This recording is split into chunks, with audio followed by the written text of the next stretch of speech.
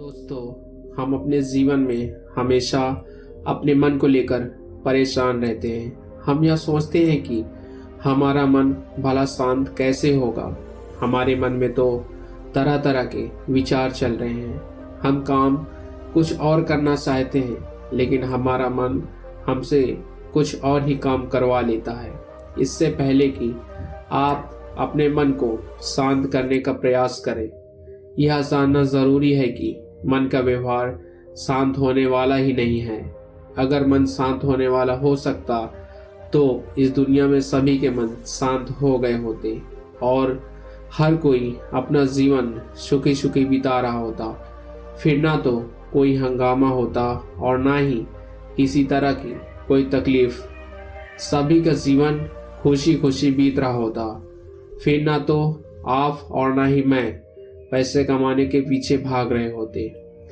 समस्या तो यह है कि हम ज़्यादा से ज़्यादा चीज़ें इकट्ठा करना चाहते हैं, क्योंकि हमें लगता है कि हमारे पास जितनी ज़्यादा चीज़ें होंगी हम उतना ही सुखी रहेंगे।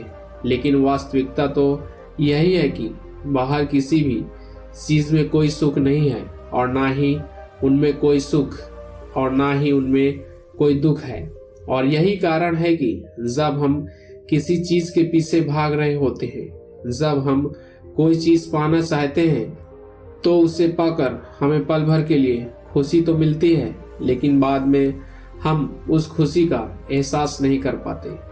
वह खुशी दुख में परिवर्तित हो जाती है और इसी प्रकार से हम एक चीज से दूसरी चीज, दूसरी से तीसरी चीज के पीछे लगातार भागते रहते हैं, क्योंकि हमें ऐसा ही लगता है कि यदि हम वह चीज पा लेंगे तो हम सुखी हो जाएंगे।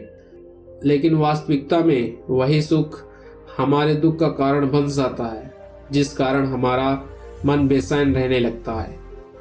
हम उस चीज को पाने के लिए तरह तरह के उपाय करते हैं, जिस कारण हमारा मन और भी बेचैन होने लगता है और यह बेचैनी धीरे धीरे चिंता का रूप ले लेती है और हमारा मन पूरी तरह से अशांत हो जाता है।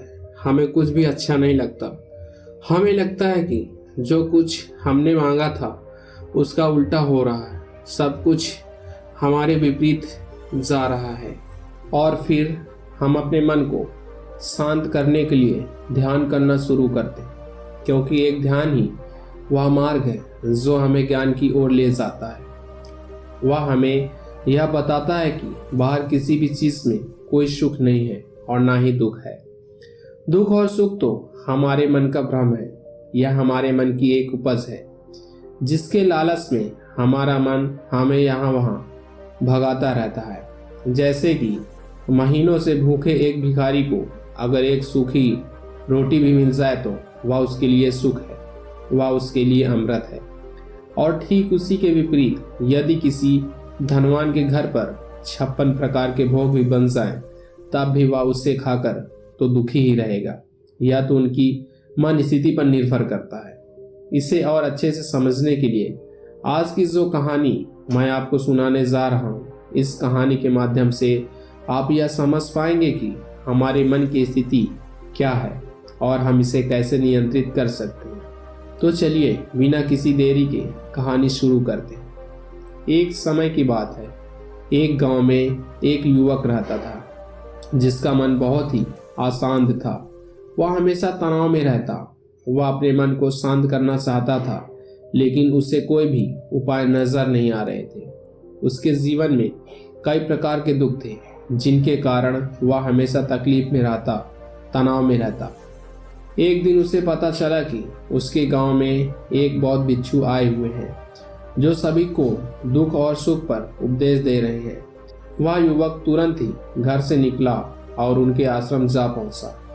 वहां पर पहुंचने के बाद उस युवक ने देखा कि वह बौद्ध भिक्षु सभी गांव वालों को उपदेश दे रहे थे। बौद्ध भिक्षु कह रहे थे कि सभी के जीवन में कोई न कोई सुख और दुख तो आता ही रहता है, जिस कारण हमारा मन बहुत अशांत रहता है और एक अशांत मन इस दुनिया का कोई भी सुख नहीं ले सकता। फिर चाहे उसे पूरी दुनिया की धन दौलत ही क्यों ना मिल जाए, वह उसे पाकर भी दुखी ही रहेगा। परंतु जिस व्यक्ति का मन शांत है, उसके पास चाहे कुछ भी हो या ना हो, वह हर छोटे पल का आनंद ले सकता है। वह हर पल को खुशी खुशी जी सकता है, इस दुनिया का और इस जीवन का परम सुख भी प्राप्त कर सकता है। इतना कहकर उन बौद्ध भिक्षु ने अपना प्रवचन समाप्त कर दिया और वापस आश्रम की ओर लौट आए। युवक भी उनके पीछे पीछे आश्रम पहुंच गया और इस युवक ने उन बौद्ध भिक्षु से कहा, हे गुरुवर, अभी कुछ देर पहले आप उपदेश दे रहे थे कि एक शांत मन हर पल का आनंद ले पाता है, हर पल को सुखी सुखी जी पाता है। लेकिन इस दुनिया में सभी के पास मन है और सभी का मन अशांत है, तो ऐसे में भला अपने जीवन को कोई सुखी कैसे जी सकता है? इस दुनिया में शांत मन किसी के पास नहीं है। मेरे पास भी एक ही मन है और वह भी शांत नहीं है। गुरुवर, क्या आप बता सकते हैं कि मैं अपने इस मन को कैसे शांत करूं? तभी बौद्ध भिक्षु ने उस युवक को ध्यान के बारे में समझाया, ध्यान के फायदे बताए और उसे कहा, बेटा, ध्यान करने से हमारा मन शांत हो जाता है। हम विचारों के दलदल से बाहर आने लगते हैं और इस कारण हमारे जीवन में सुख उत्पन्न हो जाता है। यदि तुम भी अपने जीवन में सुखी होना चाहते हो, अपने मन के इन विचारों के दलदल से बाहर निकलना चाहते हो, तो तुम्हें ध्यान करना चाहिए। तुम्हें ध्यान का अभ्यास करना चाहिए, क्योंकि यही वह मार्ग है जो तुम्हारे मन को शांत कर सकता है और तुम्हें सही राह पर ला सकता है। उस युवक ने उन बौद्ध भिक्षु की बात मान ली। उस युवक ने उन बौद्ध भिक्षु को प्रणाम किया और वापस घर चला गया। घर पहुंचने के बाद उसने ध्यान करना शुरू किया। वह रात भर ध्यान करता रहा, लेकिन उसे कोई लाभ नहीं हुआ। इस कारण वह अगली सुबह फिर से उन बौद्ध भिक्षु के पास पहुंचा और उन बौद्ध भिक्षु से कहता है, गुरुवर, आपके कहे अनुसार मैंने रात भर ध्यान किया, लेकिन उससे मुझे कोई लाभ नहीं हुआ। मेरा मन तो अभी भी अशांत है। आप तो कह रहे थे कि ध्यान करने से हमारा मन शांत हो जाता है। तभी वह बौद्ध भिक्षु उस युवक से कहते हैं, ध्यान कोई एक बार करने की चीज नहीं है, यह तो अभ्यास है और धीरे धीरे समय के साथ मन शांत होता जाएगा। इस पर वह युवक कहता है, हे गुरुवर, मेरे पास इतना समय नहीं है। मुझे कोई ऐसा मार्ग बताइए जिससे जल्दी जल्दी मेरा मन शांत हो जाए और मैं खुशी खुशी अपना जीवन जीने लग जाऊं। ऐसे तो मेरा बहुत समय बर्बाद हो जाएगा। मुझे कुछ ऐसा बताइए गुरुदेव जिससे मेरा मन आज के आज और अभी शांत हो जाए, जिससे मैं सुखी की अनुभूति कर पाऊं, मुझे सुकून मिले। उस युवक की यह बात सुनकर बौद्ध भिक्षु मुस्कुराने लगे। उन्होंने उस युवक से कहा, बेटा, मेरे पास तुम्हारे लिए कुछ ऐसा है जिससे तुम्हारा मन अभी के अभी शांत हो जाएगा। इतना कहकर वह बौद्ध भिक्षु अपने आश्रम में गए और अंदर से एक घड़ा लेकर आए और उस युवक को थमाते हुए कहते हैं, जाओ और पास की बह रही उस नदी से इस घड़े में पानी भर लाओ। उन बौद्ध भिक्षु के इतना कहने के बाद उस युवक ने वह घड़ा हाथ में ले लिया और नदी की तरफ जाने लगा। उसके बाद मन ही मन सोच रहा था कि लगता है यह गुरु पागल है, इन्हें कुछ नहीं पता। भला यह घड़ा मेरे जीवन में शांति कैसे ला सकता है, यह मेरे मन को शांत कैसे कर सकता है। लेकिन उसके पास और कोई रास्ता नहीं था, जिस कारण उसने घड़ा लिया और पास वाली नदी के पास पहुंच गया।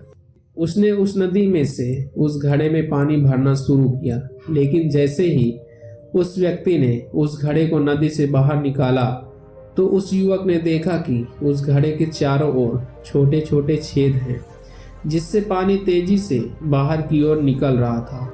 उसने लगातार कई बार प्रयास किए, लेकिन काफी बार कोशिश करने के बाद भी उस घड़े को पूरा नहीं भर पाया और थक हार कर उन बौद्ध भिक्षु के पास वापस लौटा और क्रोधित होकर कहता है, गुरुवर, आपने यह कैसा घड़ा दिया, इसके चारों तरफ छेद है, भला मैं इसमें पानी कैसे भर ला सकता हूँ। जब भी मैं पानी भरता हूँ इस घड़े के छेद से सारे पानी बाहर निकल जाते हैं, इस घड़े को मैं पूरा नहीं भर सकता। तभी वह बौद्ध भिक्षु उस युवक को शांत कराते हुए कहते हैं, बेटा शांत हो जाओ, तुम्हें तुम्हारे प्रश्न का जवाब ही तो दे रहा हूँ, और यदि तुम क्रोधित अवस्था में इस जवाब को सुनोगे तो इसे समझना तुम्हारे लिए मुश्किल हो जाएगा। इसलिए शांत हो जाओ और मेरी बात समझने का प्रयास करो। यह जो घड़ा मैंने तुम्हें दिया है इसे अपना मन समझो, और मन केवल दो ही प्रकार से शांत हो सकता है। पहला यह कि तुम उसे लबालब पूरा भर दो और उसमें कुछ भी और आने जाने की जगह ना बचे। क्या तुम इस घड़े को इस प्रकार भर सकते हो? इस पर वह युवक कहता है, हे गुरुवर, मैं इस घड़े को लबालब नहीं भर सकता, क्योंकि जब भी मैं इसमें पानी भरता हूँ सारा पानी तो छेद से बाहर निकल जाता है। तभी वह बौद्ध भिक्षु उस युवक से कहते हैं, ठीक इसी तरह हम भी अपने मन को कभी नहीं भर सकते। हम जितना इसमें डालते जाएंगे वह सब कुछ हमारे शरीर के द्वारा बाहर आता रहेगा, फिर चाहे वह क्रोध हो, प्रेम हो या फिर दया। हम जो भी अपने अंदर आने देते हैं वही हमारे अंदर से बाहर भी आता है, और इसलिए मैंने तुम्हें छेद वाला घड़ा दिया है, क्योंकि यह हमारे मन के जैसा ही है। और जब हम इस मन को बस भरना चाहते हैं तब तुम अपना समय बेकार कर रहे हो। क्या तुम्हें एक पल के लिए भी यह नहीं सोचा कि इस प्रकार तो तुम अपने मन को भरने में भी लगे हुए हो? क्या इससे तुम्हारा समय बर्बाद नहीं हो रहा? क्या इससे तुम्हारा जीवन बर्बाद नहीं हो रहा? क्योंकि जिस भी चीज़ से तुम अपने मन को भरोगे वह तो बाहर निकल ही जाएगी। उस युवक को अपनी गलती का एहसास हुआ। वह तुरंत उन बौद्ध भिक्षु के चरणों में गिर गया और उन बौद्ध भिक्षु से कहता है, गुरुवर, आपने सच कहा। मैंने कभी भी इसके बारे में नहीं सोचा कि मैं अपना जीवन अपने आप ही बर्बाद कर रहा था। ठीक है, मैं तो इस बात से अनजान था, लेकिन आज आपने मेरी आंखें खोल दी। परंतु गुरुवर, अगर यह मन को पूरी तरह भरने का पहला तरीका मन को शांत नहीं कर सकता, तो मन को शांत करने का दूसरा तरीका कौन सा है? गुरुवर मुस्कुराते हुए उस आदमी से कहते हैं, दूसरा तरीका है कि अपने मन को पूरी तरह खाली कर दो। इस पर वह व्यक्ति कहता है, गुरुवर, आप ही मुझे बताइए कि मैं अपने मन को खाली कैसे कर सकता हूँ। तभी बौद्ध भिक्षु कहते हैं, बेटा, यह तो बहुत ही सरल है। बाहर का कूड़ा अपने भीतर मत जाने दो, इस प्रकार तुम्हारा मन अपने आप ही खाली हो जाएगा। वह व्यक्ति कुछ देर सोच विचार करने के बाद बौद्ध भिक्षु से कहता है, हे गुरुवर, यह कैसे संभव है? जो भी हम देखते हैं, सुनते हैं, वह हमारे मन में ही तो जाता है, वह हमारे भीतर की ओर ही तो जाता है, फिर मैं उसे कैसे रोक सकता हूँ? इस पर बौद्ध भिक्षु मुस्कुराने लगे और उस युवक से कहते हैं, बेटा, मैं तुम्हें यही तो समझाने का प्रयास कर रहा हूँ कि मन को केवल ध्यान से ही जीता जा सकता है, और एक दिन ध्यान करने से कुछ नहीं होने वाला। हमें इसके लिए समय देना होगा, हमें इसके लिए धैर्य रखना होगा, इसका निरंतर प्रयास करना होगा। आगे बौद्ध भिक्षु उस युवक से कहते हैं, बेटा, क्या तुम्हें प्यास लगी है? युवक कहता है, हाँ गुरुवर, मुझे बहुत जोरों की प्यास लगी है। इस पर उन बौद्ध भिक्षु ने उस युवक को पानी पिलाया और कहा, यह लो पानी पी लो, इससे तुम्हारी प्यास बुझ जाएगी। लेकिन मुझे एक बात बताओ, क्या आज पानी पी लेने से फिर तुम्हें कभी प्यास नहीं लगेगी? तुम कभी फिर मुझसे पानी नहीं मांगोगे? इस पर वह युवक कहता है, गुरुवर, आप कैसी बातें कर रहे हैं? पानी तो हमारे जीवन का एक हिस्सा है, इसके बिना तो हम मर जाएंगे, और आप कह रहे हैं कि आज पानी पी लो और उसके बाद मैं कभी पानी ना पीऊँ। यह भला कैसे संभव है? प्यास तो हमें रोज आती है, और हम रोज पानी पीते हैं, इसके बिना तो हम मर जाएंगे। तभी बौद्ध भिक्षु मुस्कुराते हुए उस युवक से कहते हैं, ठीक इसी प्रकार एक दिन के ध्यान से हमारा मन शांत नहीं हो सकता। उसे भी रोज भूख लगती है और उसे रोज रोज हमें आहार भी देना पड़ता है। उसे भी रोज पानी पीने की ज़रूरत पड़ती है और ठीक उसी प्रकार हमें हर दिन ध्यान करने की भी ज़रूरत पड़ती है। और जब हम निरंतर ध्यान करते हैं, इसका अभ्यास करते हैं, तो देखते ही देखते हमारे मन की भूख शांत होने लगती है और एक समय पर हमारा मन सारे विचार उत्पन्न करना बंद कर देता है। तब वह बाहर से कुछ भी ग्रहण नहीं कर पाता और जो कोई भी विचार हमारे भीतर हैं वह हमारे विचार देखते ही देखते समाप्त हो जाते हैं और इसी प्रकार धीरे धीरे हमारा मन शांत होने लगता है। आगे वह बौद्ध भिक्षु उस युवक से कहते हैं, बेटा तुम ही तो कह रहे थे कि तुमने रात भर ध्यान किया, लेकिन उसके बाद भी तुम्हारा मन शांत नहीं हो रहा है। बेटा तुम चाहो तो 1 घंटे के लिए ध्यान कर सकते हो, चाहो तो पूरा दिन भर तुम ध्यान करो, लेकिन इसका लाभ भी तुम्हें उतना ही मिलेगा। अर्थात मान लो तुम 1 दिन के लिए ध्यान करते हो तो इससे तुम्हारे मन को भी शांति केवल कुछ समय के लिए ही मिलेगी। यह हो सकता है कि वह 1 घंटे के लिए शांत रहे या फिर केवल कुछ क्षणों के लिए, लेकिन वह शांत अवश्य होगा। लेकिन जैसे ही उसे फिर से भूख लगेगी वह फिर से अशांत हो जाएगा और फिर से यहाँ वहाँ भागने लगेगा और वह अपने विचारों की तलाश में आगे बढ़ेगा, क्योंकि उसे भी तो भूख लगेगी, उसे भी तो खाना चाहिए, उसे भी तो पानी चाहिए। जैसे कि जब तुम्हें भूख लगती है तुम अशांत हो जाते हो, क्योंकि तुम्हें भोजन चाहिए, पानी चाहिए, ताकि तुम अपने पेट की भूख मिटा सको और तुम्हें शांति मिले। इस पर युवक कहता है, आप सत्य कहते हैं, मैं ही गलत था, मेरी ही गलती है। मैं अपने मन को अवश्य शांत करके रहूँगा, फिर चाहे इसके लिए मुझे कितना भी समय क्यों ना लग जाए। मैं भी उस सुख को प्राप्त करके ही रहूँगा। मैं इस खाली घड़े में पानी भरकर अपने जीवन को बर्बाद नहीं करना चाहता। अपने मन को शांत करके ही रहूँगा। मैं अपने मन को पूरी तरह से खाली कर दूंगा। इतना कहकर उस युवक ने उन बौद्ध भिक्षुओं को प्रणाम किया और वापस अपने घर की ओर लौट आया। दोस्तों, हम लोगों के जीवन में भी कई प्रकार की समस्याएं हैं और हम उन समस्याओं का समाधान करना चाहते हैं और अंत में हमें जो मार्ग मिलता है वह ध्यान है।